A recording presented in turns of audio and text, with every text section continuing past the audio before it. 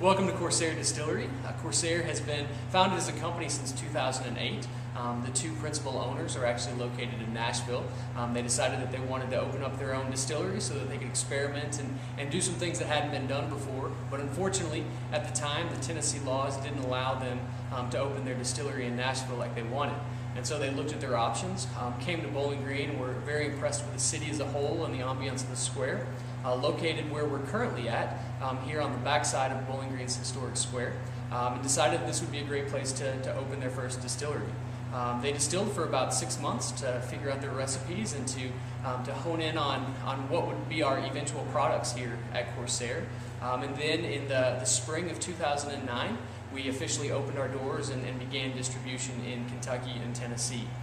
Since that time, the legislature in Tennessee has allowed distilleries to open, and so Corsair has also branched into that area. We have a brewery as well as a second distillery located downtown Nashville that's also operating, but production continues here in Bowling Green. Bowling Green's distillery actually serves as the primary finishing location, where in Nashville most of the attention and most of the work goes towards the initial processes. Everything that is bottled and created and finished is done here in town. So you can proudly say that everything is local. We're also a member of Kentucky Proud and are very proud of our connections here in Kentucky and don't plan on making those changes.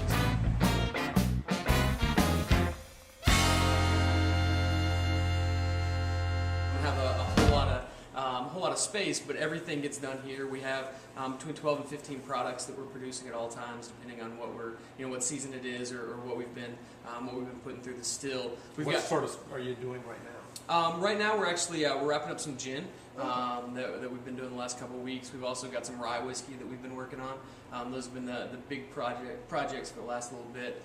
We have 4 core products that we put out. We've got a vanilla bean vodka, a spiced rum, a gin, and an absinthe. Those are the products that are pretty much always in stock, always being produced, that whenever we launch into a new market we go with.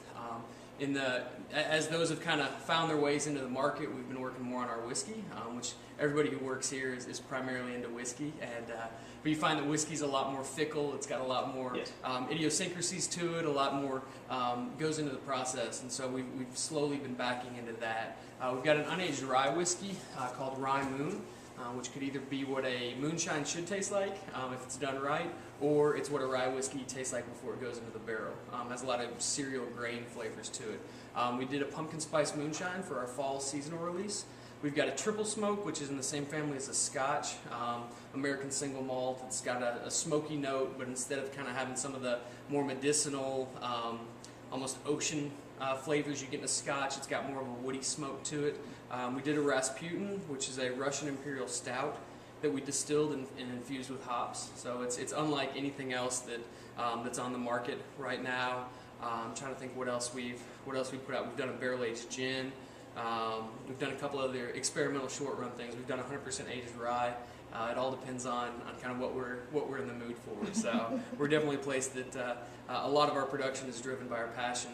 Not to say that the business side doesn't matter, but it's something that if we weren't have that to enjoy your passion. Exactly. If we weren't having fun, we wouldn't be doing it. That's the easy answer. So I'll go back and show you the still room. One of 2 stills that Corsair owns. This is our 50-gallon pot still. It's a hybrid pot still. It's got a lot of steel doohickeys and knobs and gauges on it that give us a lot more control over the distillation process. We also have a 250-gallon antique gin still that we use as a wash still at our second location in Nashville. Basically what we'll do is we'll brew about 300 gallons of beer or mash. They're the same thing. So if we're making a bourbon, we'll basically make a corn beer or corn mash. We'll take those 300 gallons, we'll run it through we'll ferment it, make the mash, ferment it, then put it into our still there, run it through one pass, basically just to extract the alcohol out of it. any distillation process, whether you're making gasoline, you're making whiskey, you're making brandy, it's all based on boiling points. And so what you're doing is you're heating the whole substance up. Alcohol evaporates before water does, and so you're able to separate that as it comes up over the column. And then as it comes down, we run cold water over the coil that recondensates and then flows out, and we collect it on the other side. So it's one of those things that's it's a very simple process. You're basically just boiling off different compounds as your liquid heats up. But at the end of the day, it requires a lot of personal input. There's a lot of scientific things, but there's also a lot of personal things and a lot of personal taste and choice that goes into it. When we make our gin is actually our best-selling product. You see this large silver canister on the right. Instead of dumping all of the ingredients in with the alcohol, which is how most gins are made, what we do is we put the juniper berries and the coriander and the cardamom into that vapor basket and then pass the alcohol vapors as they heat up through those botanicals. And so the flavors are infused in a vapor form rather than just kind of leaching the flavors out. So it gives us a little bit more control. It results in a more melded flavor profile. Some of your other ones, you have like a really sharp juniper flavor, and then maybe you'll get the citrus note, and there's not as much continuity, and so that allows us that flexibility.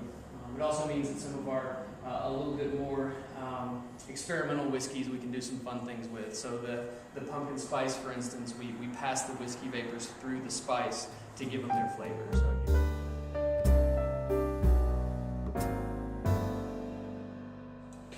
So here's the rye moon. This is a very high rye content. It's close to 95% rye. Generally, rye is considered the spicier of the other flavoring grains, and so you'll pick up a little bit of spice in there, but really the dominant flavor is going to be the cereal grains. You'll pick up a lot of that grain note that whiskeys tend to mask when they've been in the barrel. So on one hand, you're missing some things that you'll get in an aged whiskey. You won't get the caramels and the vanillas and the oak and some of the tannic notes, but you will get a lot more of the grain. You'll get a lot more of the original flavor. Yeah.